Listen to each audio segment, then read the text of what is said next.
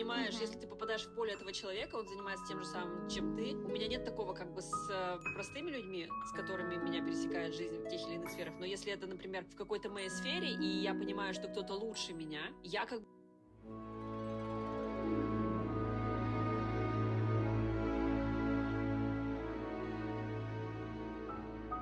Hey everyone, welcome to today's vlog. Today I'm bringing you along for a cosy multilingual study session right here in this cafe. We're diving into Finnish, Dutch and Swedish, and I will show you what an average study session looks like. As you know, I have certified my advanced proficiency in all my languages last year, so now I'm left with Finnish, Dutch and Swedish. You might be wondering, Finnish? What? Well, I've been talking about this for a while on social media, and I'm actually in my 4th week of learning Finnish. The reason I'm learning Finnish is purely for linguistic discovery and cultural curiosity, so yeah, we will see. So we are starting with that today. Here I have my Finnish book that I picked up for €5 in Milan. I don't particularly recommend it, but it helps keep track of my progress and provides extra material. And of course I have my Finnish notebook. Other than that, as my main material, I'm following an online self-paced course from a Finnish teacher I follow. I chose this instead of just dabbling with Finnish content on YouTube because Finnish is a rare and challenging language, so I opted for a more systematic approach without giving up being a self-learner, so I just watched uploaded material at my own pace.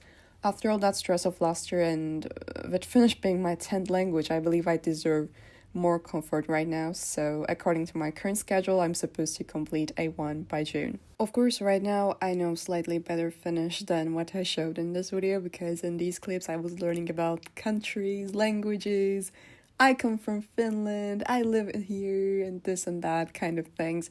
Of course, I'm still pretty new to everything in Finnish. I still don't know how to count to 10. But anyway, now I know more.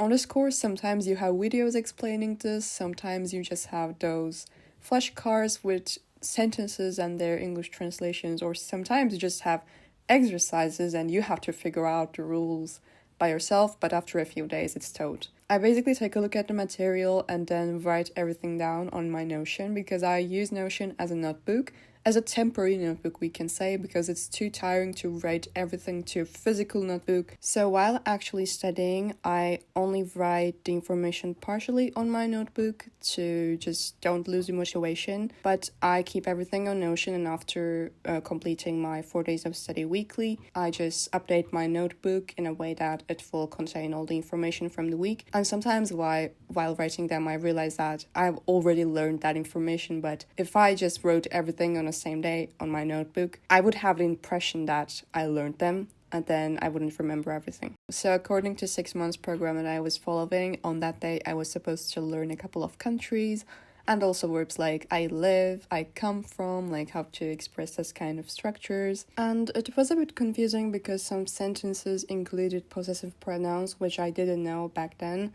So those were like extra vocabulary to learn, so I was pretty much confused. But anyway, I'm well aware that I'm not supposed to understand everything instantly. So far, I can say I'm pretty consistent, and yes, the language is pretty difficult, probably the most difficult language I have seen, but learning it doesn't feel difficult. Like, you can see that the language happens to be challenging, but while learning, I feel quite at ease because I learn in small chunks, and after a week, I just realized the information that is now familiar to me. And also, I don't have Finnish exposure in real life because pretty much every podcast that I have found in Finnish was pretty advanced, at least intermediate, so right now this is my only way of studying Finnish, but still I don't have real issues remembering things. Like when I see something for like 5 times, okay, my brain is going to remember that. Anyway, here I'm done with Finnish, and now we will switch to Dutch. Here you can see my Dutch B1 notebook. Yes, I'm still B1. This language shares a lot of vocabulary and grammar with German, and I'm still B1.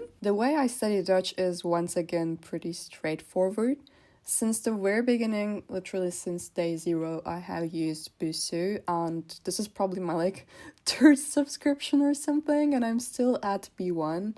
But I think I have done a couple of mistakes while learning Dutch. I think my biggest mistake with Dutch was just trying to match everything to German. German should work in the background, helping you to understand what things mean before you learn what they mean. But if you just try to connect everything to German, this will not only slow down your progress, but also it will mess up with your pronunciation. If you have heard me speak Dutch, we can clearly hear that I'm a foreigner. Probably also in German you can hear that I'm a foreigner, but in Dutch you can hear that I'm a foreigner who's trying. Anyway, I have probably like a month left with the B1 course. I first write on Notion. Sometimes I finish an entire unit, and then I write on my notebook the unit from a few days ago. And it's basically how I learn, and I don't have major difficulties except for new grammar rules. For example, in this video I was learning this kind of structure that I was looking forward to learning, especially because while translating things from German in my head,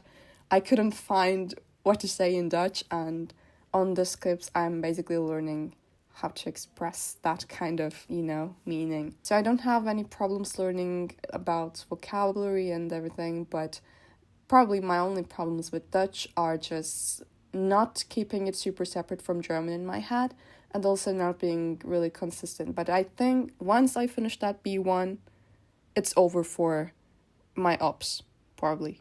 Yeah, it's always over for my ops, but still. It's me versus me. And now we will follow with Swedish. I've been learning Swedish for too long now that right now I'm studying B1 Swedish, not because my actual Swedish level is B1. I understand B1 content with some difficulty, but right now I can't study beginner content anymore because it has been such a long time that I learned that information unconsciously. So I have this B1, B2 textbook that I can actually keep up with, but it doesn't always feel easy. It doesn't always feel like I'm learning one of the easiest languages on the world. This book also has a website where you can listen to all kind of audio, so it's not like I'm solely learning from a book, because I believe that a great part of your pronunciation comes from what you hear and how you associate what you read and what you hear. Like, your brain has to create some kind of connection, and just reading text really can help you boost your vocabulary, but sometimes you're not going to have the best pronunciation, which is my case in Swedish. I wish it had the German influence because my Swedish sounds like Norwegian, and I know how Norwegian sounds. And I'm really impressed by my ability to have the pronunciation of a language that I don't speak.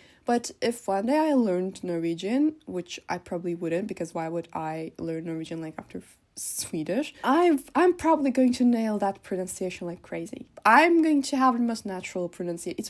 It's going to be better than my French. But anyway, I don't know to which extent I should take this seriously, because Sweden has a lot of dialects, and it's okay if I don't have the most clear Stockholm Swedish. So sometimes I just use this textbook to do readings. For example, from this text I learned the word undervisning, which means education. And then while studying Dutch, I learned onderwijs, which means the same thing, and which is the same thing.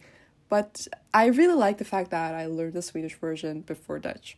But of course, this book isn't my only Swedish exposure. I follow a lot of Swedish content on social media, and also I can understand like B1 podcasts, but not like intermediate podcasts.